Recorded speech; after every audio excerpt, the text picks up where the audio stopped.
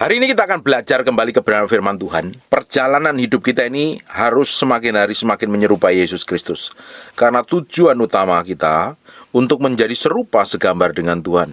Dibentuk, diproses, lewat berbagai macam keadaan, situasi, dan kondisi. Kita dipersiapkan, kita dibawa untuk memasuki destinasi Tuhan. Dan tujuan utama kita adalah menjadi serupa segambar dengan Tuhan. Ketika kita ini kembali menjadi serupa segambar dengan Tuhan, kita perlu matikan semua keinginan daging dan hawa nafsu kita. Kita perlu kembali kepada pribadi Allah sebagai yang utama dan terutama dalam kehidupan kita. Kita harus tahu fokusnya kita hari ini bukan untuk menjadi lebih hebat dari orang lain, menjadi kaya, menjadi terkenal, menjadi dikenal banyak orang, menjadi orang yang dermawan, menjadi orang yang dipakai Tuhan. Bukan. Kita harus memiliki tujuan yang pertama adalah menjadi serupa segambar dengan Tuhan. Kalau tujuannya ini sudah benar, baru Tuhan akan perlengkapin kita untuk memiliki otoritas dan kuasa untuk mengelola bumi. Semakin kita menyerahkan diri kita ini sepenuhnya di hadapan Tuhan, semakin kita memberi hidup kita ini kepada Tuhan, Tuhan akan semakin bawa hari demi hari kepada tujuannya. Makanya ini diri kita ini perlu ditaklukkan dahulu. Diri kita ini perlu fokusnya kepada Tuhan dahulu. Hari ini setan udah banyak sekali tipu orang Kristen dengan tujuan dirinya sendiri yang dijalankan, bukan tujuan Tuhan. Dia lupa fokusnya bukan kepada lagi menjadi serupa segambar dengan Tuhan.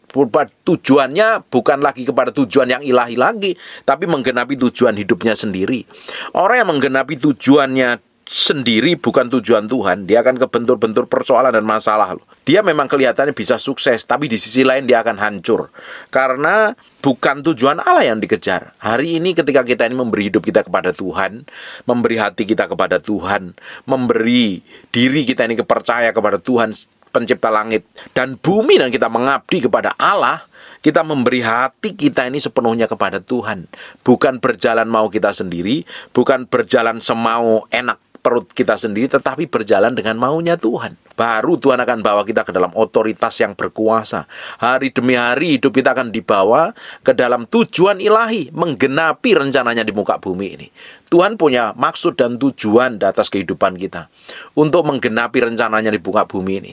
Semakin hari ketika kita menghidupin apa yang menjadi tujuan Allah dalam hidup kita, semakin kita memiliki dampak dan otoritas. Kita akan lihat tujuan utama, blueprint yang pertama kali Allah di muka bumi atas manusia itu apa? Di Kejadian 1 ayat yang ke-26, berfirmanlah Allah, baiklah kita menjadikan manusia menurut gambar dan rupa kita, menjadi serupa dengan Allah kita. Karakternya, sifatnya, sikapnya, perbuatannya, tindakannya harus mencontoh karakter Allah.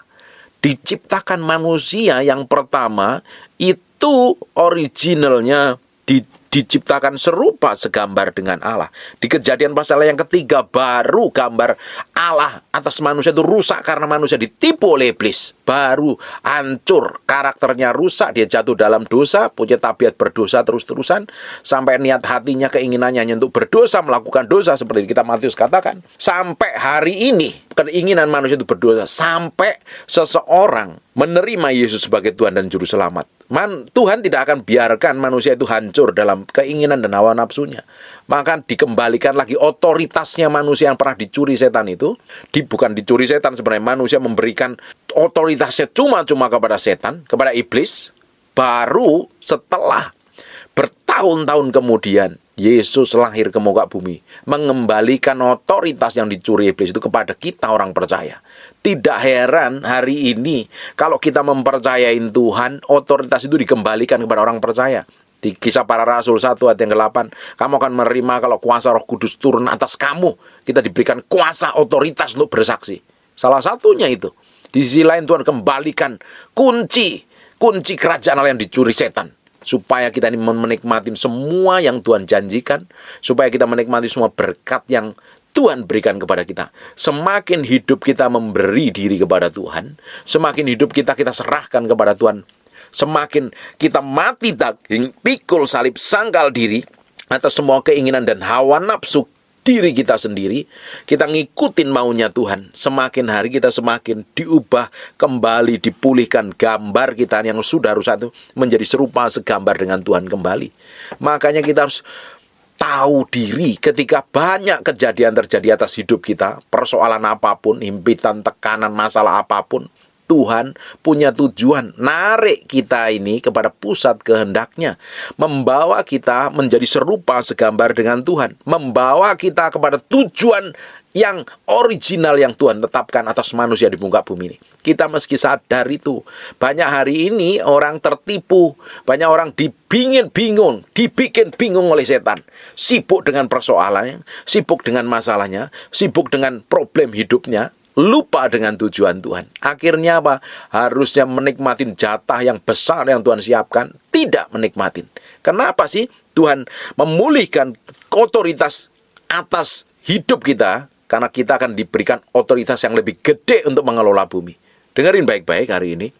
Setelah kita percaya Tuhan, kita memberi diri kepada Tuhan, kita itu harus memberi hati kita, pikiran kita, kemauan kita, kehendak kita kepada Tuhan untuk menggenapi rencananya di muka bumi ini.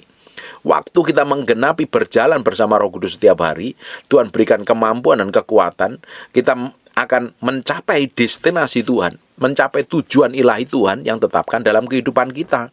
Jadi hidup kita ini bukan asal jalan hidup saja, bukan layaknya orang dunia lakukan. Pagi, bangun pagi, pergi pagi, pulang kerja, lakukan aktivitas terus-terusan, nanti kalau Sabtu Minggu liburan. Hidup kita tidak menjalankan seperti itu. Hidup kita hari ini itu menjalankan tujuan Tuhan, melakukan semua yang Tuhan tetapkan dalam kehidupan kita sampai akhir hidup kita.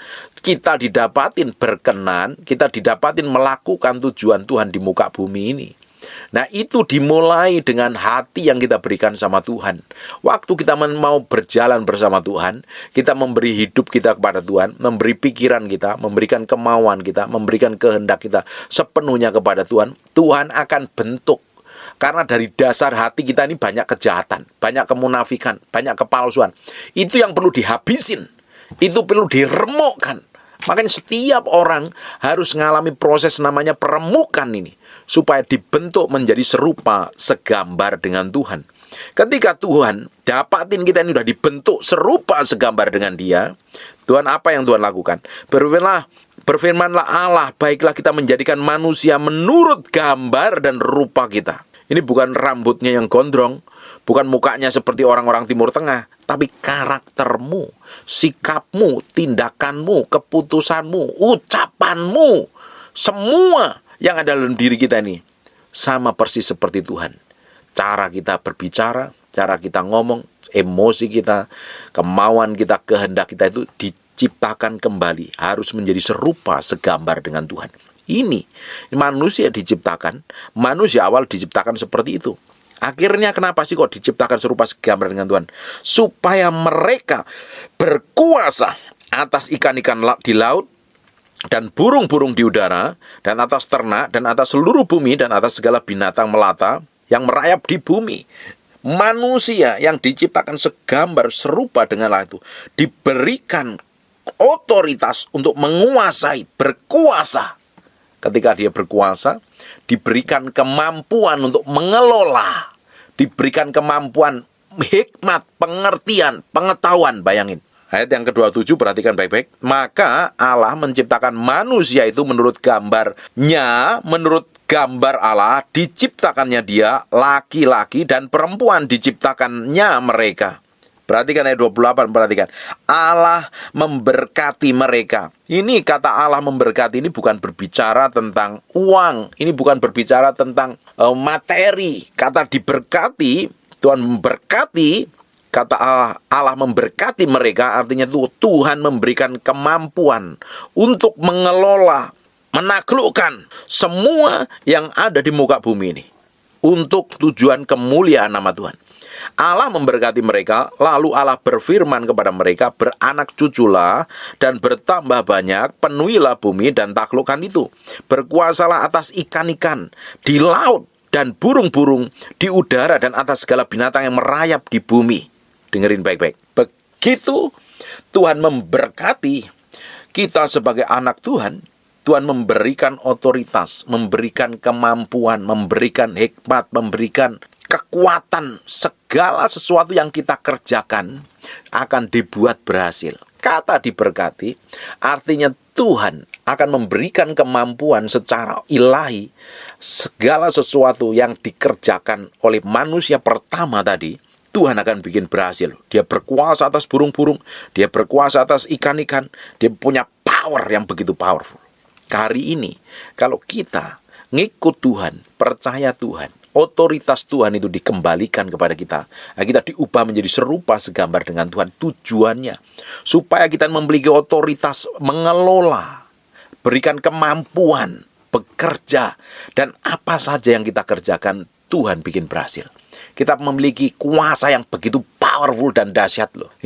Kuasa yang dicuri setan, yang diserahkan manusia karena tipu daya setan tadi, akan dikembalikan kepada orang percaya. Hari ini harusnya setiap orang percaya memiliki kuasa dan otoritas, memiliki power, sehingga tidak mungkin orang Kristen itu loyo, letoy, lemah, sakit hati, jengkel, benci, dendam, karena tidak fokus kepada tujuan Tuhan. Orang yang fokus dengan tujuan ilahi dalam hidupnya diubah menjadi serupa segambar dengan Tuhan. Yang dia kejar adalah tujuan Tuhan. Yang dia cari adalah perkenanan Tuhan. Yang dia lakukan adalah apa yang Tuhan mau, apa yang Tuhan suka. Dia tidak akan melakukan apa yang melukakan dan melukai hati Tuhan. Orang-orang seperti ini akan diberikan otoritas, kuasa yang begitu powerful untuk mengelola bumi. Tidak heran orang-orang seperti ini hidupnya akan diberkati Tuhan secara luar biasa. Kata diberkati bukan sekedar materi dan uang, tetapi diberikan kemampuan, hikmat, pengertian untuk mengelola. Diberikan kemampuan khusus. Ada orang-orang tertentu diberikan kemampuan khusus.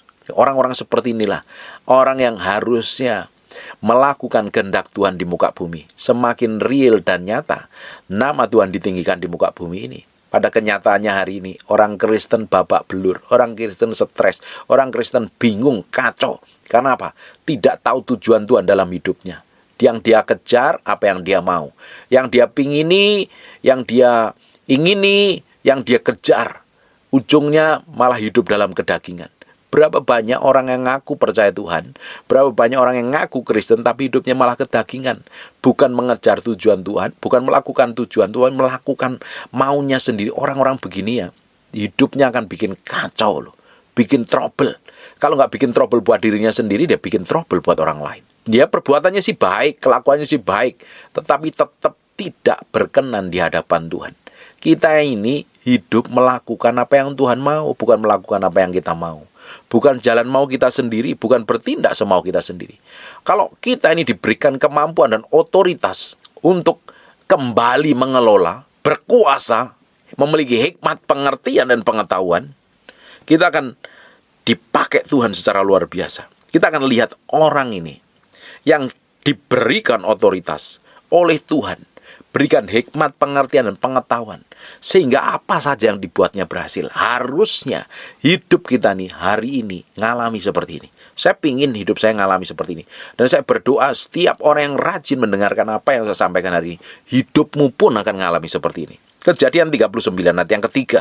Setelah dilihatnya oleh tuannya bahwa Yusuf disertai Tuhan dan bahwa Tuhan membuat berhasil segala sesuatu yang dikerjakannya. Apa yang membuat berhasil? Karena ada penyertaan Tuhan. Kenapa kok disertai Tuhan? Diberikan hikmat, otoritas, kuasa, mengelola, bertindak, bersikap, berkelakuan seperti yang Tuhan mau. Tidak heran Yusuf ini apa saja yang dikerjakannya berhasil. Ini ayat yang ke-23 juga ngomong yang sama. Perhatikan baik-baik. Dan kepala penjara tidak mencampuri segala yang dipercayakannya kepada Yusuf karena Tuhan menyertai dia dan apa yang dikerjakannya dibuat Tuhan berhasil. Disertai Tuhan sehingga Tuhan berikan hikmat, pengertian, pengetahuan.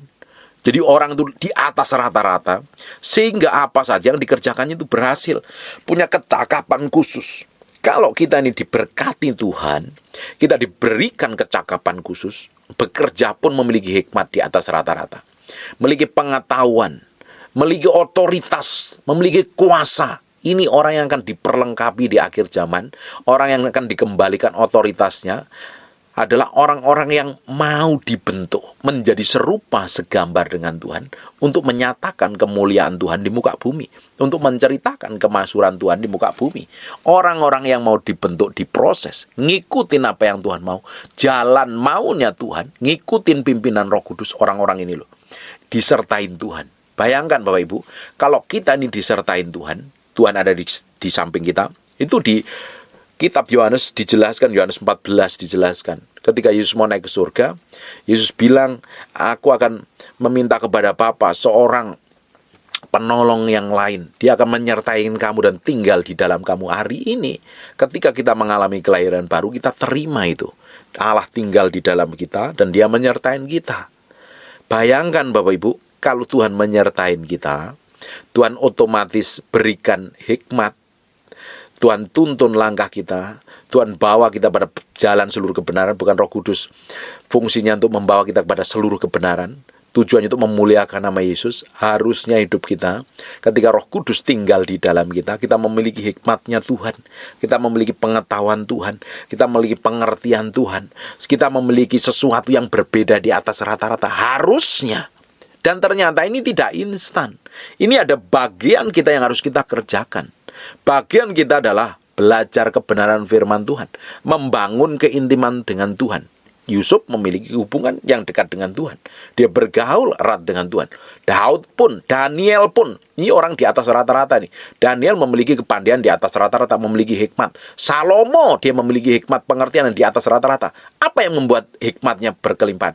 Dia hidup takut akan Tuhan. Sekalipun di akhir hidupnya dia bikin kesalahan yang fatal. Daud hidup takut akan Tuhan. Dia dipercaya nulis kitab Mazmur yang begitu terkenal. Dan sampai hari ini, Daud menjadi raja yang terbesar di Israel. Powerful sekali. Ketika orang itu memberi dirinya, ngikut Tuhan, bergaul dengan Tuhan, disertain Tuhan. Dia orang disertain Tuhan, jalan maunya Tuhan, bukan jalan maunya sendiri.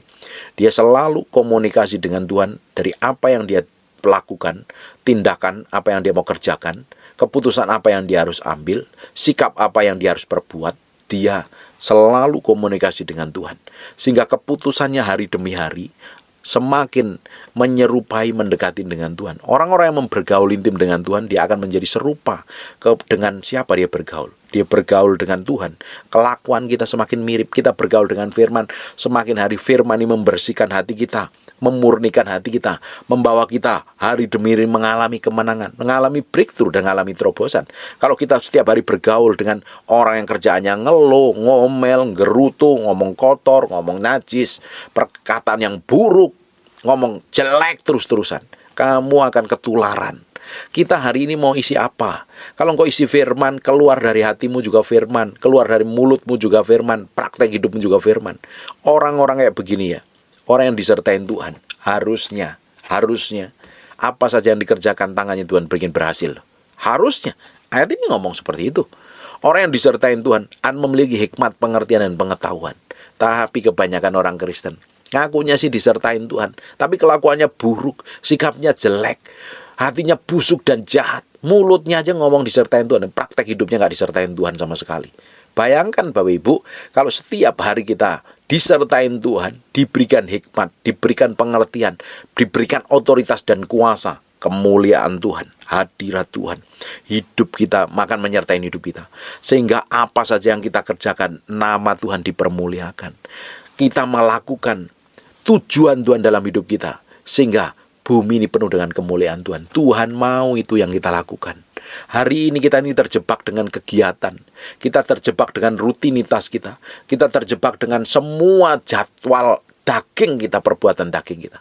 Kita harus belajar ngikutin Tuhan, belajar jalan sama Tuhan. Orang yang jalan sama Tuhan, orang yang dipimpin oleh Roh Kudus, dia bukan orang yang malas, dia orang yang rajin, dia orang yang produktif, karena diberikan hikmat, diberikan pengertian, diberikan pengetahuan. Bayangkan, Yusuf ini orang yang memiliki hikmat. Ketika dia mengatur rumah tangganya Potifar, diatur begitu rupa, sehingga apa saja yang dikerjakan tangannya dibikin berhasil. Dan ternyata orang yang disertai Tuhan, orang yang diurapin Tuhan itu tidak lepas dari namanya proses, tetap diproses. Setan juga nggak akan terima kita akan ngikutin jalannya Tuhan. Setan akan jegal kita, jatuhkan kita, jebak kita, tipu daya kita. Sekalipun kita ini sudah berjalan dalam ketetapan Tuhan, kita berjalan ngikutin apa yang Tuhan mau, kita hidup dipimpin Roh Kudus, justru setan akan semakin giat supaya kita nggak mengalami destinasi Tuhan, mencapai destinasi Tuhan. Yusuf mau dijebak oleh istrinya Potifar sendiri. Bayangkan Bapak Ibu, padahal dia orang yang disertai Tuhan, apa saja yang dikerjakan berhasil, tetapi tetap saja mengalami tantangan. Tidak hanya sebatas itu loh, dia cemplungin penjara. Di penjara pun dia kerjakan. Urusan penjara itu dipercayakannya sama Yusuf. Powerful nggak? Ini orang bukan orang malas loh. Orang yang disertai Tuhan, orang yang mau dibentuk serupa segambar dengan Tuhan, bukan orang yang malas, ongkang-ongkang kaki, kerjanya berdoa terus tapi nggak mau bekerja. Kalau engkau pingin berhasil, sukses, dan apa saja yang dikerjakan tanganmu, Tuhan bikin berhasil. Kerja, jangan malas. Saya ini pendeta yang bekerja, bukan pendeta malas menghadapi persembahan orang lain. Saya mungkin lebih kerja, lebih giat dibanding beberapa orang. Saya kerja. Tuhan berikan hikmat sama saya. Tuhan berikan otoritas kepada saya. Tuhan berikan kuasa atas hidup saya. Saya untuk mengelola apa saja yang Tuhan percayakan dalam hidup saya. Di Kejadian pasal yang pertama, ayat yang ke-26 tadi, perhatikan. Berfirmanlah Allah, baiklah kita menjadikan manusia menurut gambar dan rupa kita, supaya mereka berkuasa atas ikan-ikan di laut, burung-burung di udara, dan atas ternak, dan atas seluruh bumi. Loh, kalau berkuasa mau ngapain? Apakah dia ongkang-ongkang kaki? Dia bekerja. Dia mengelola. Mengelola artinya bekerja, bukan males. Banyak orang berharap dapat berkat dari Tuhan, tapi orang yang malas nggak bekerja. Justru dengan pekerjaan kita, Tuhan mau berkati loh. Justru dari apa yang Tuhan percayakan, pekerjaan apapun itu, dari sana Tuhan sanggup berkati. Dari sana Tuhan sanggup promosi. Dari sana Tuhan sanggup buka jalan dengan caranya yang ajaib. Dengan caranya yang ajaib, Tuhan sanggup berkati. Nggak ada orang yang malas itu diberkati Tuhan, itu nggak ada. Justru yang kita ini harus rajin. Jadi orang percaya itu harus rajin. Jadi pegawai juga harus rajin. Tanggung jawab dengan pekerjaanmu. Jadi bos apalagi. Jadi penjaga toko, pemilik perusahaan, pengelola atau apapun lah yang Tuhan percayakan. Kita harus di atas rata-rata mengerjakannya. Lebih tanggung jawab, lebih rajin, bukan lebih malas. Mengharapkan Tuhan kirim uang sekarung sampai matamu biru, Tuhan gak akan lakukan. Tuhan berkatin kita melalui apa yang kita kerjakan lewat tangan kita. Apapun itu namanya, kerjakan, setia lakukan. Tuhan akan berkatin hidup kita. Berusaha, mereka akan berkuasa. Supaya mereka berkuasa atas ikan-ikan di laut dan burung-burung di udara, atas ternak dan seluruh bumi, atas segala binatang yang merayap di bumi. Bayangin, ketika kita belajar mengelola semua yang Tuhan percayakan, Tuhan bikin berhasil. Yusuf bisa mengelola, bekerja di rumahnya Potifar, diatur begitu rupa. Kenapa kok diatur begitu rupa? Karena dia memiliki hikmat. Bayangin, kalau dia nggak memiliki hikmat, dia pembantu biasa, ya habis dia, nggak akan ngalami promosi. Ketika Yusuf di penjara, dia bekerja dengan giat. Dia lakukan bagiannya, dan dia dipercayakan oleh kepala penjara. Bayangkan Bapak Ibu, powerful sekali. Sangat powerful. Bayangkan hidup kita, ketika kita ini dipercayakan segala sesuatu dan kita lakukan, kerjakan seperti yang Tuhan mau, Tuhan akan berkati hidupmu dengan caranya yang ajaib. Perhatikan ayat Kejadian 39:23. Dan kepala penjara tidak mencampuri segala yang dipercayakan kepada Yusuf. Artinya benar-benar percaya sungguh-sungguh. Kenapa kok Yusuf bisa dipercaya? Karena dia tanggung jawab. Dia memiliki hikmat mengelola, memanage, mengatur, mengerjakan, melakukannya. Karena Tuhan menyertai dan apa saja yang dikerjakannya dibuat Tuhan berhasil. Ini orang yang memiliki hikmat. Orang yang bergaul intim dengan Tuhan, orang yang semakin belajar banyak firman Tuhan, memiliki hikmat, pengertian, dan pengetahuan. Tapi kalau kamu tambah hari tambah goblok, tambah bodoh, tambah plong-plong, gak ngerti apa-apa, artinya kamu gak belajar firman, kamu gak membangun hubungan dengan Tuhan. Sehingga hidupmu ditipu setan terus, hidupmu ngikutin keinginan daging terus, sehingga tujuan Tuhan tidak tercapai. Harusnya orang Kristen semakin pintar, kan dia bergaul dengan Tuhan. Bagaimana mungkin orang Kristen tambah bodoh? Tiap hari bergaul, kalau memiliki pergaulan dengan Tuhan, dia connect dengan Allah pencipta langit dan bumi dan segala isinya. Bagaimana mungkin dia memiliki hikmat, pengertian, dan pengetahuan? Hari ini kita mesti taruh hati ini sepenuhnya di hadapan Tuhan. Kembali bangun hubungan kita dengan Tuhan. Ada bagian kita yang harus kita lakukan, bagian kita yang harus kita kerjakan. Tuhan berikan otoritas, Tuhan berikan kuasa, Tuhan berikan hikmat, Tuhan berikan kemampuan untuk kita ini mengelola apa saja yang Tuhan percayakan dalam hidup kita. Hari ini engkau punya kerjaan apa? Bisnis apa? Usaha apa? Atau apa saja yang kamu kerjakan, pelayanan apapun. The best yang bisa kamu kerjakan, lakukan. Belajar terus. Tambahin knowledge, pengetahuan. Belajar terus lebih banyak lagi. Berdoa, bangun keintiman. Dan Tuhan akan tiba-tiba berikan hikmat kepadamu. Tuhan akan buka jalan atas hidupmu dan dipromosi, diberkati. Ketika engkau diberkati, bukan untuk dirimu sendiri. Sebenarnya Tuhan mau nyatakan kemuliaannya supaya hidupmu semakin menyatakan kemuliaan Tuhan di muka bumi ini. Amin. Hari ini bagi orang yang stres, bingung, babak belur, kacau hidupnya, berantakan keluarganya, putus asa, koreksi hatimu. Selama ini udah benar nggak jalan sama Tuhan? Sudah ini benar bergantung sama firman apa tidak? Kalau belum, bertobat, balik kepada Tuhan. Beresin hatimu. Sungguh tersunggur di hadapan Tuhan. Minta pemulihan dari Tuhan. Bereskan hidupmu sepenuhnya di hadapan Tuhan. Minta pemulihan Tuhan. Kalau hari ini hidupmu masih kacau, rusak, berantakan, hubungannya ngawur dengan Tuhan, jalan maunya sendiri, keputusan diambil sendiri, terus kamu berharap hidupmu berhasil, sukses dan dipakai Tuhan, mimpi di siang hari, sampai rambutmu warna biru semua, tidak akan pernah terjadi. Hari ini kita mesti belajar hidup sepenuhnya, bergantung, memiliki hubungan keintiman dengan Tuhan, bukan hanya sekedar jadi ikutan orang Kristen. Ya orang Kristen ibadah, ya saya mau ikut ibadah seperti itulah. Kalau nggak ikut ibadah ya nanti gimana? Nggak seperti itu. Hari ini kita mesti belajar naruh hidup kita ini sepenuhnya di hadapan Tuhan. Perhatikan di Mazmur ayat yang ketiga, Mazmur pertama ayat yang ketiga, Mazmur pasal pertama ayat yang ketiga, orang-orang kayak begini ya, orang ya, apa yang bisa dikerjakan, dilakukan, selalu dibikin berhasil. Perhatikan, ya seperti pohon yang ditanam di tepi aliran air, yang menghasilkan buahnya pada musimnya, dan yang tidak layu daunnya, dan apa saja yang diperbuatnya berhasil. Apa saja yang diperbuatnya berhasil, hidupnya menghasilkan berkat, menjadi berkat, menghasilkan buah. Ini orang yang dipromosi Tuhan. Orang-orang ini kenapa sih orang kayak begini nih? Orang ini ternyata yang dia lakukan itu seperti ini di ayat pertamanya. Orang ini, berbahagialah orang yang tidak berjalan dalam menurut nasihat orang fasik, nggak bergaul dengan orang yang nggak kenal Tuhan, apalagi dengar perkataannya, nasihatnya. Ngapain kita dengar nasihat di YouTube, di internet yang ngomong jelek, ngomong buruk tentang masa depanmu? Nggak usah didengerin yang buruk-buruk, yang jelek. Injil berisi kabar baik kok. Injil berisi tentang kabar baik. Janji Tuhan itu selalu baik. Masa depan yang penuh pengharapan. Sekalipun hari ini kita belum mengalami kebaikan, tapi Tuhan berikan masa depan yang penuh pengharapan. Masa depanmu itu penuh pengharapan. Jangan dengerin nasihat, nanti kacau, nanti rusak, nanti bingung, nanti ini. Nggak usah dengerin. Itu nasihat-nasihat buruk. Apalagi nasihatnya orang nggak kenal Tuhan. Ramalan kek, feng shui kek, hong shui kek, apalah namanya, nggak usah dipercayai. Yang bukan dari Tuhan tidak usah dipercayai. Nasihat orang yang nggak kenal Tuhan nggak perlu dipercayai, nggak usah diikutin. Berbahagialah orang yang tidak berjalan menurut nasihat orang fasik. Ini loh orang punya komitmen.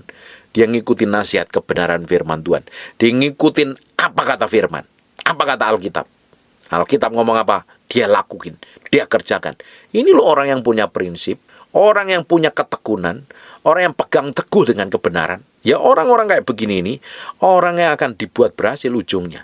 Yang tidak berdiri di jalan orang berdosa, dia nggak mau ikut campur dengan orang berdosa, dia nggak berada di pihak orang berdosa, dia selalu berada di pihak Tuhan. Kita ini jangan menjadi orang yang di pihaknya lawan dan Tuhan menjadi musuhnya. Kalau kita ini berada di pihak lawannya Tuhan, hidupmu akan hancur, hidupmu akan kacau. Pihak dilawan Tuhan itu apa, Pak? Pihak orang berdosa. Kamu udah tahu salah, kamu tetap lakukan. Kamu hidup dalam dosa, bukan hidup dalam kebenaran. Kalau kamu hidup dalam dosa, bukan hidup dalam kebenaran, hancur hidupmu nanti. Kamu nggak akan mengalami perkenanan ilahi. Yang tidak berdiri di jalan orang berdosa. Jangan kompromi dengan dosa. Kalau hari ini melakukan dosa, pelanggaran yang nggak berkenan, bertobat balik sama Tuhan. Minta pemulihan, minta pengampunan. Yang tidak duduk dalam kumpulan pencemooh. Dia nggak mau kumpul-kumpul sama orang yang tukang gosip, ngomongin kejelekan orang lain, ngomongin keburukan orang lain. Dia nggak mau sama sekali. Ini orang punya komitmen hidup takut akan Tuhan. Sungguh-sungguh mau dedikasikan hidupnya sepenuhnya sama Tuhan. Tetapi orang-orang ini sukanya apa? Tetapi yang kesukaannya ialah Taurat Tuhan dan merenungkan Taurat itu siang dan malam. Kerjaannya renungin firman, perkatakan firman, hidupin firman. Gaya hidupnya sesuai dengan firman, sehingga tindakannya sesuai dengan firman. Orang-orang model kayak begini ya, memiliki hubungan kedekatan dengan Tuhan, hidup bergaul dengan Tuhan. Bayangkan, dia akan terima apa? Ia seperti pohon yang ditanam di tepi aliran air, yang menghasilkan buahnya pada musimnya, yang tidak layu daunnya. Apa saja yang diperbuatnya berhasil. Apa saja yang diperbuatnya berhasil. Powerful. Nggak kenal musim. Bahkan di Yeremia 17:8 ngomong begini.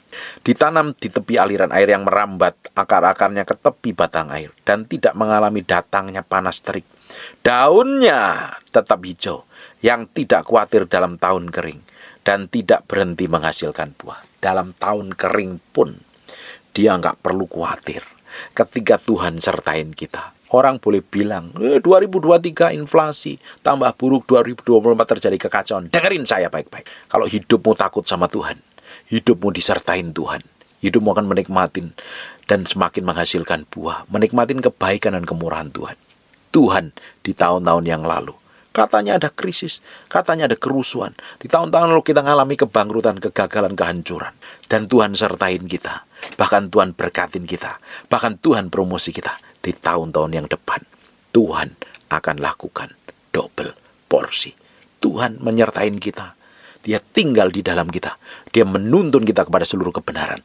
Tidak hanya berhenti sampai situ. Tuhan berikan otoritas, kuasa, hikmat, pengertian. Sehingga apa saja yang kita kerjakan, Tuhan bikin berhasil. Karena kita menjadi orang yang berbeda. Amin. Hidup itu harus setiap hari taruh sepenuhnya di hadapan Tuhan. Bergaul dengan Tuhan. Kita akan nikmatin otoritas itu. Kita akan hidup kita itu akan bahagia sekali. Boleh ngadapin masa kering. Boleh berjalan lewat padang gurun. Boleh berjalan dalam lembah kekelaman. Dia tahu tangan Tuhan menuntun. Tangan Tuhan membawa kepada tanah perjanjian yang penuh susu dan madunya. Penuh dengan kelimpahan, hikmat, pengertian dan pengetahuan. Dan masa depan kita dijamin Tuhan. Amin. Miliki hati yang mau berubah hari ini. Hidupmu serahin sama Tuhan. Biar berjalan sesuai dengan apa yang Tuhan mau. Bukan berjalan seperti yang kamu mau. Amin. Tutup matamu, tutup Alkitabmu, kita berdoa. Bapa, dalam nama Yesus, terima kasih buat firman yang hamba-Mu sampaikan, kami materikan dengan darah anak domba. Firman ini nempel, terpahat dalam loh batin kami. Firman ini jadi praktek hidup kami, dan kami mengalami kemenangan setiap hari. Tuhan, kami izinkan Roh Kudus memimpin, menuntun, memegang hati kami. Tetap berjalan dalam kehendak Tuhan. Bukan berjalan dalam mau kami sendiri. Kami percaya Roh Kudus. Terus pimpin kami. Pegang hati kami. Kami mau menikmatin semua kebaikan dan kemurahan-Mu. Kami menikmatin semua janji-Mu dan kami didapatin garis akhir kami. Finish well, finish strong. Terima kasih Tuhan, bagimu hormat, bagimu pujian pengagungan. Hamba-Mu berdoa untuk orang-orang yang sakit dan mengalami kelemahan tubuh oleh bilur Yesus, oleh darah Yesus. Jadilah engkau tahir, jadilah engkau sehat, jadilah engkau sembuh. Dalam nama Yesus, jadi seperti yang aku katakan dan doakan. Dalam nama Yesus, haleluya, amin. And God bless you.